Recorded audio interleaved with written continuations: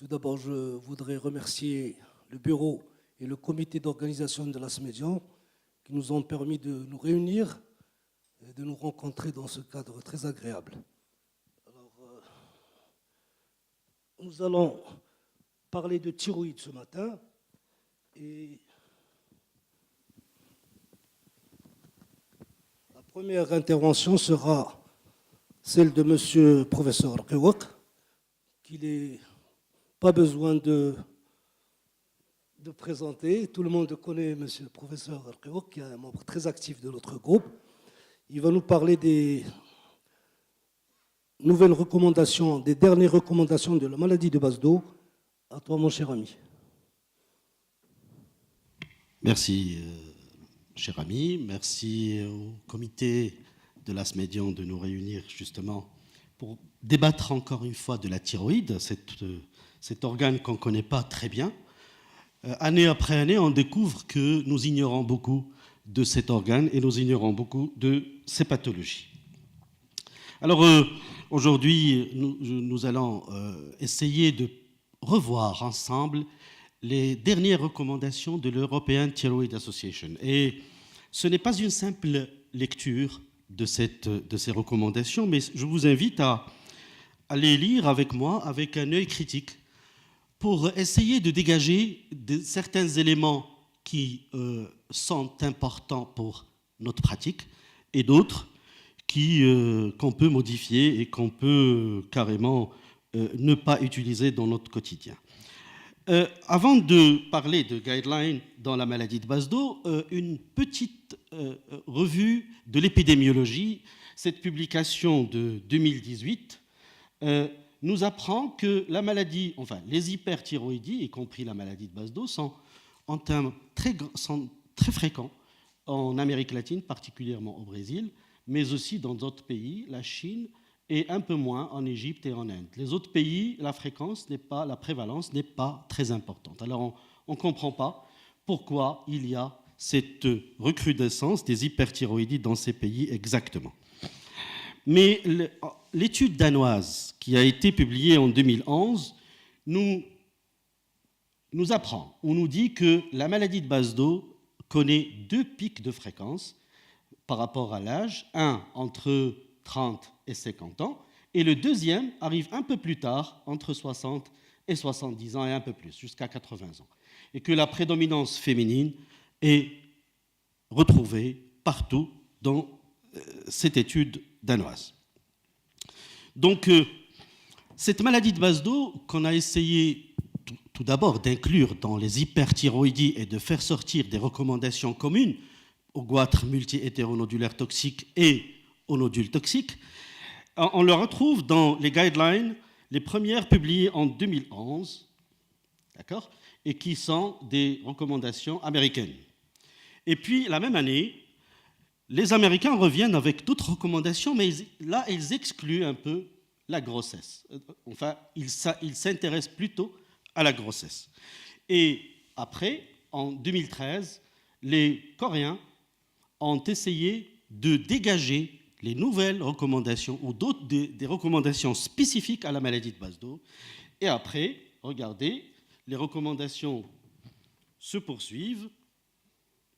En 2015, d'autres recommandations, là c'est européen, qui essaient d'étudier les hyperthyroïdismes infracliniques. D'autres recommandations en 2016, et là cette fois c'est américaine, qui étudie les hyperthyroïdismes et les autres causes de thyrotoxicose, et d'autres recommandations arrivent, les japonaises en 2016, et puis tout récemment en 2018, les européennes que nous allons voir et que nous allons étudier. Et regardez ici, ils sont spécifiques à la maladie de base d'eau. Alors la multitude de recommandations nous dit que ce sont des maladies qu'on ne maîtrise pas encore. Chaque année, on a 2 recommandations qui sortent, et un peu partout dans le monde. Nous allons nous concentrer maintenant sur les dernières recommandations de 2018. Et nous allons voir est-ce qu'elles sont les bonnes, les dernières, ou il y en aura d'autres au futur. Alors, dans le diagnostic, d'abord, pour diagnostiquer une maladie de base d'eau, le tableau clinique, vous le connaissez, bien sûr suivi de la confirmation biologique qui est le dosage de la T4, T3 libre et de la TSH. Ça, vous le connaissez. Mais les Européens nous proposent en première recommandation de mesurer ou de doser les anticorps antirécepteurs TSH directement après le dosage des hormones thyroïdiennes. Parce que c'est une analyse sensible et spécifique pour le diagnostic positif rapide et précis de la maladie de Basedow, mais aussi pour le diagnostic différentiel de la maladie de Basedow. Donc, directement à ce stade, on a, après la confirmation biologique de l'hyperthyroïdie, il faut doser les antirécepteurs TSH. Et quand les antirécepteurs TSH sont possibles de faire la différenciation à ce moment-là entre les TSH stimulants et bloquants, eh bien, cette analyse elle est prédictive des patients, dans le cas des patients atteints de maladie de Basedow pendant la grossesse et pendant le postpartum, mais aussi elle est très utile et prédictive dans les manifestations extrathyroïdiennes, notamment l'ophtalmopathie basdovienne. Alors regardez ici ce travail qui démontre très bien que quand il y a une ophtalmopathie basdovienne associée ou comme manifestation extrathyroïdienne à la maladie de Basedow, les antirécepteurs TSH sont plus élevés que quand il n'y a pas d'ophtalmopathie basdovienne. Et puis, ce très joli travail qui a comparé en 2010 entre les situations d'atteinte thyroïdienne auto-immune autres que la maladie de Basedow, eh bien, on voit que les anticorps antirécepteurs TSH sont très positifs quand il y a une ophtalmopathie que quand il y a une thyroïdite d'Hashimoto ou une simple maladie de Basedow. Déjà en 2011, on a commencé à parler des anticorps antirécepteurs TSH. Et l'American Thyroid Association avait dans le texte, avait introduit des éléments importants, statistiques. Elle nous dit que l'utilisation ou le dosage des anticorps antirécepteurs TSH dans les algorithmes diagnostiques de la maladie de Basedow, et même thérapeutiques, permettait de réduire le délai de diagnostic de 46%, mais aussi de réduire le coût de la prise en charge de presque de la moitié. Donc, c'est dire que le dosage biologique des antirécepteurs TSH, maintenant, occupe une place de plus en plus importante dans la prise en charge de la maladie de Basedow.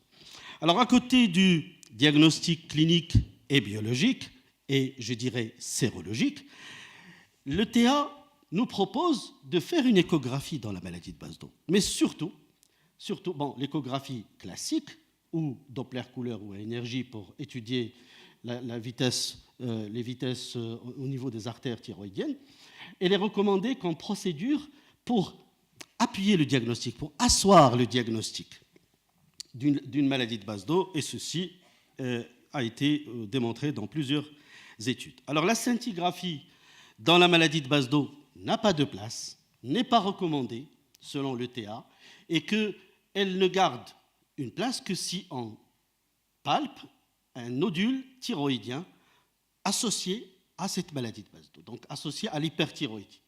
Et bien sûr, elle garde une place importante quand on choisit une irathérapie comme thérapeutique radicale.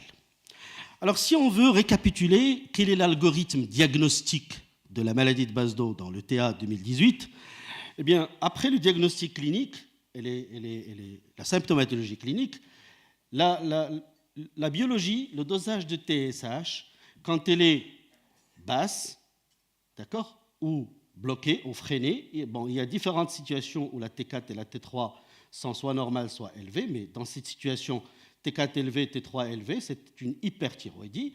Il faut passer directement au dosage des antirécepteurs TSH. Et là, c'est l'élément nouveau de ces guidelines. Quand elles sont positives, c'est une maladie de Basedow. Mais ici, on ne précise pas à quel titre, parce qu'on a des fois des antirécepteurs TSH modérément positifs. Rappelez-vous, sur la slide précédente, que dans la thyroïdite d'Hashimoto, il y a des antirécepteurs TSH.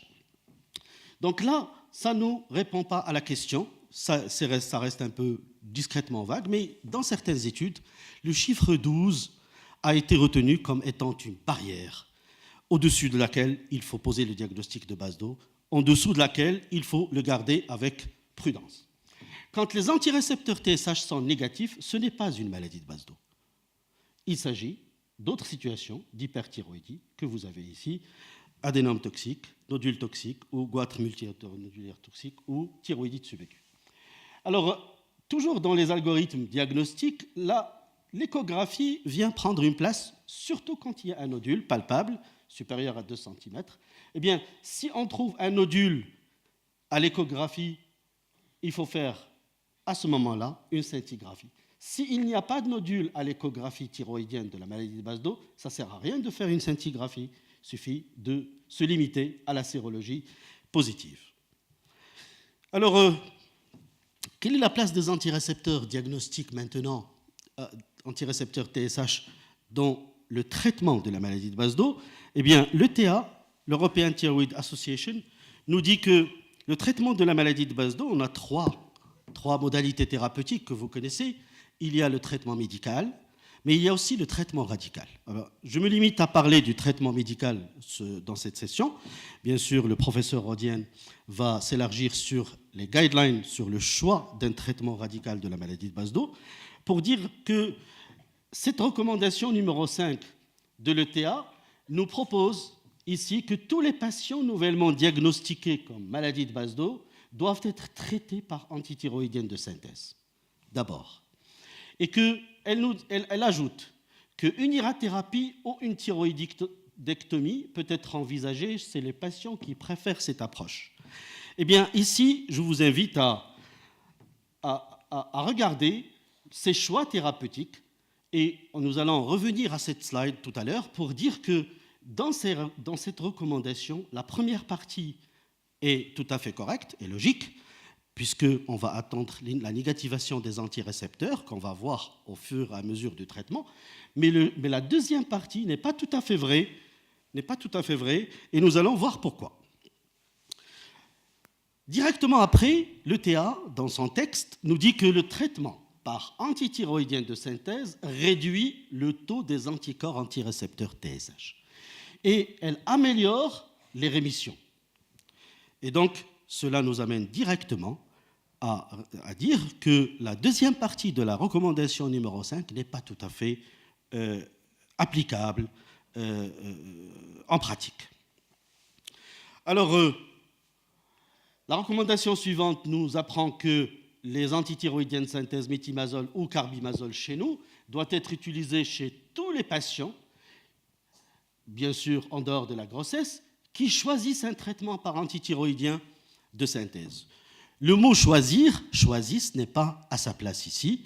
Chez tous les patients, d'ailleurs la recommandation précédente nous dit que les antithyroïdiennes de synthèse doivent être la first line du traitement de la maladie de base d'eau. Donc finalement ici, les antithyroïdiennes de synthèse, carbimazole ou méthimazole, doivent être le premier choix ici. Et ces antithyroïdiennes de synthèse doivent être administrées pendant 12 à 18 mois. Et regardez la suite, puis arrêtez. Quand? Arrêtez si le taux de TSH et des anticorps antirécepteurs TSH sont normaux. Cela nous fait reculer un peu et revenir à la recommandation dans laquelle il y avait un choix de l'irathérapie déjà en first line. Non, ce n'est pas une partie qu'il faut garder à ce stade. Il est recommandé de doser les anticorps antirécepteurs TSH avant d'arrêter le traitement par antithyroïdienne de synthèse. Pourquoi? Parce que cela permet de prédire quels patients peuvent être sevrés des antithyroïdiennes de synthèse et qu'un taux normal d'antirécepteurs TSH indique une forte chance de rémission.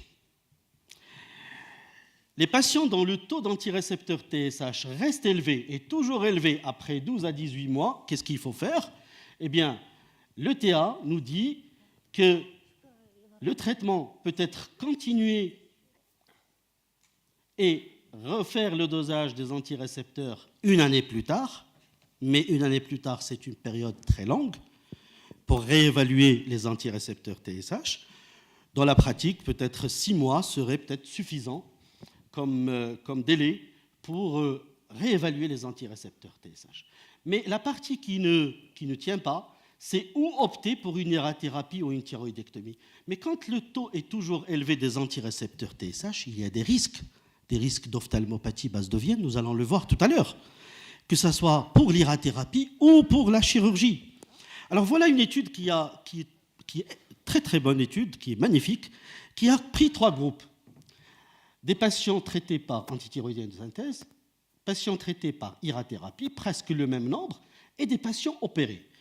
Qu'est-ce qu'elle conclut? Eh bien, les conclusions sont les suivantes. Que le taux des antirécepteurs TSH est un bon marqueur pour surveiller l'efficacité du traitement médical. Le taux initial élevé des antirécepteurs TSH, quel que soit le traitement instauré, même chez les patients opérés, est un facteur de mauvais pronostic.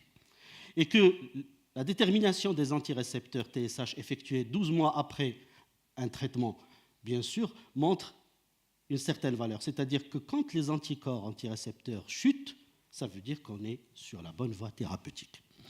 Et l'absence de normalisation, là c'est très important, des taux d'anticorps antirécepteurs TSH pendant le traitement est associé à une hyperthyroïdie persistante, quelle que soit la forme du traitement. Et si on opère un patient et qu'on fait une thyroïdectomie totale, on a le droit de parler d'hyperthyroïdie à ce stade. Selon cette étude, oui. Même quand la thyroïde n'est pas là, il s'agit d'une maladie qui n'est pas guérie, c'est un état d'hyperthyroïdie quand les antirécepteurs TSH restent très élevés. Alors les patients qui doivent être mis aux antithyroïdiennes de synthèse, vous le savez, doivent être informés des effets secondaires potentiels, notamment ictère, décoloration des selles, urine foncée, pharyngite, infection, cystite et autres. Et j'en passe. Voici la liste des effets secondaires possibles. Il y a des effets secondaires très très rares, notamment la thrombopénie, la thrombocytopénie, la plasie médulaire, mais d'autres un peu moins, plus fréquents, la fièvre, la pharyngite, ça, vous le connaissez. Alors, la surveillance des patients traités par antithyroïdienne de synthèse, contrairement à la TA, le TA allège un peu la chose. Ici, elle nous dit qu'une numération formule sanguine doit être faite lorsqu'il y a une maladie fébrile ou une pharyngite. Et la fonction hépatique doit être évaluée quand il y a un ictère ou des selles décolorées ou des urines foncées. Contrairement à la TA qui a un petit peu mis beaucoup d'éléments et beaucoup de restrictions concernant le traitement, et donc la surveillance devait être un peu plus stricte. Les bêta-bloqueurs sont recommandés pour tous les patients atteints d'hyperthyroïdie. Bien sûr, c'est une recommandation standard, universelle, s'il n'y a pas de contre-indication. Et si récidive de l'hyperthyroïdie, dans le cadre de la maladie de Basdo, après avoir terminé un traitement par antithyroïdienne de synthèse, 18 mois, qu'est-ce qu'il faut faire? Eh bien, un traitement définitif par irathérapie ou par thyroïdectomie est recommandé. Cette partie de la guideline ne respecte pas le cheminement qu'on a depuis tout à l'heure, celle de vérifier les anticorps. Un traitement continu à long terme et à faible dose par antithyroïdienne de synthèse peut être envisagé chez les patients sans rémission. Qui préfèrent cette approche? Je crois que là, dans les futures recommandations, le choix du patient sera retenu après traitement par antithyroïdienne de synthèse et après négativation des antirécepteurs. Alors, le traitement de l'hyperthyroïdie infraclinique ici est recommandé chez les patients de plus de 65 ans avec des taux sériques de TSH négatifs inférieurs à 0,1 et que le traitement par antithyroïdienne de synthèse devrait être le premier choix pour toutes les hyperthyroïdies infracliniques dans le cadre de la maladie de Basdo. Une situation spéciale, la crise aiguë thyrotoxique nécessite, selon le TA, une approche spéciale dans une unité de soins intensifs avec mesures de réanimation volumique et nutritionnelle et bien sûr corticothérapie. Et le TA nous envoie directement aux guidelines japonaises qui détaillent ici la prise en charge de la crise aiguë thyrotoxique. Alors, concernant les traitements radicaux de la maladie de Basdo, je crois que l'orateur suivant va développer, j'ai sauté cette partie, que ce soit l'irathérapie ou la chirurgie, pour laisser place à l'orateur suivant. Mais je reviens je projette l'algorithme de l'ETA 2018 qui nous propose que quand il y a une maladie de Basedow chez l'adulte et l'enfant, il faut donner les antithyroïdiennes de synthèse 18 à 36 mois chez l'adulte, 18 mois à 36 mois chez l'enfant. Bien sûr, il y a cette voie qui, à mon sens, ne doit plus exister, qui est la décision personnelle à ce stade. Peut-être qu'il faut la décaler. Mais si l'hyperthyroïdie persiste après traitement médical, eh bien, un nouveau traitement pendant 12 mois, puis on réévalue les antirécepteurs TSH. D'accord ? S'il y a récidive, après traitement bien conduit par les antithyroïdiens, à ce moment-là, un traitement radical, chirurgie ou irathérapie. Nous allons certainement écouter ceci dans la prochaine présentation. Alors, j'aimerais revenir sur certaines situations particulières qu'on rencontre dans la maladie de Basedow et tout de suite sur l'ophtalmopathie basdovienne pour asseoir la place des antirécepteurs TSH dans le diagnostic, mais aussi dans les traitements de cette maladie. Alors, dans l'ophtalmopathie basdovienne, les patients qui présentent cette complication, l'hyperthyroïdie ici, regardez, doit être rapidement contrôlée par les antithyroïdiennes de synthèse et que le thyroïdie obtenu doit être entretenu de manière stable et que les patients traités par irathérapie doivent recevoir une corticothérapie prophylactique s'il y a une orbitopathie légère ou active qui précède le traitement par irathérapie ou s'il existe des facteurs de risque de la progression de l'ophtalmopathie. Et que chez les patients qui présentent une orbitopathie basdovienne modérée à sévère et active, eh bien, le traitement, le thyroïdie, doit être rapidement restauré avec des antithyroïdiennes de synthèse et maintenu de manière stable. C'est important. Dans le cas où l'ophtalmopathie menace la vue, il n'y a pas de chirurgie, il n'y a pas d'irathérapie, il y a le traitement médicamenteux. Et le traitement radical ne peut se faire que dans les formes inactives, indépendamment de l'atteinte ophtalmologique. Alors, ce tableau nous remet un peu dans la situation de l'intérêt des antirécepteurs TSH. Je vous invite à lire ceci. Quand il y a une ophtalmopathie modérée à sévère et qui est active, pas de chirurgie, pas d'irathérapie. Il faut juste les antithyroïdiennes de synthèse. Et quand ça menace la vue, pas de chirurgie, pas d'irathérapie. Il faut juste les ATS. Ce qui contredit la première recommandation, celle du choix du patient, un choix médical ou radical. Dans ces recommandations, on lit aussi que quand on choisit une irathérapie ici, il faut un traitement prophylactique, mais quand on choisit de donner le traitement médical par les antithyroïdiennes de synthèse, la supplémentation en sélénium semble améliorer le pronostic. Alors le sélénium est disponible sous forme de gélules et qu'il y avait plusieurs études qui ont été faites dans ce sens et qui montrent que chez les patients qui présentent une rechute de la maladie de Basedow, une récidive, la concentration de sélénium est plus faible que chez les patients qui ne font pas de rechute, qui font une rémission. Et que l'évolution des antirécepteurs TSH se fait dans le bon sens quand il y a une meilleure concentration du sélénium au niveau du sang. Mais attention, le sélénium, il y a des limites. Quand il est à des doses, à une supplémentation qui dépasse 140 microgrammes par litre, il est diabétogène. La deuxième situation particulière après l'ophtalmopathie basdovienne est la femme enceinte. Alors, toutes les femmes en âge de procréer doivent recevoir un conseil avant la conception et que les femmes atteintes de maladie de Basedow doivent confirmer leur grossesse au médecin et le contacter dès le diagnostic et que les femmes traitées par antithyroïdiennes de synthèse, notamment le méthimazole, doivent passer obligatoirement au propylthiouracil lorsqu'elles planifient une grossesse ou au cours du premier trimestre de la grossesse. C'est une recommandation universelle. Toutes les patients ayant des antécédents de maladies thyroïdiennes auto-immunes doivent doser les antirécepteurs TSH lors de la grossesse. Si elles sont élevées, ils doivent les redoser à nouveau à la 12e et à la 18e et à la 22e semaine de grossesse. Et quand les concentrations maternelles sont supérieures à 3 fois la normale, eh bien, il est recommandé de surveiller le fœtus pendant la grossesse et de le surveiller à la naissance aussi.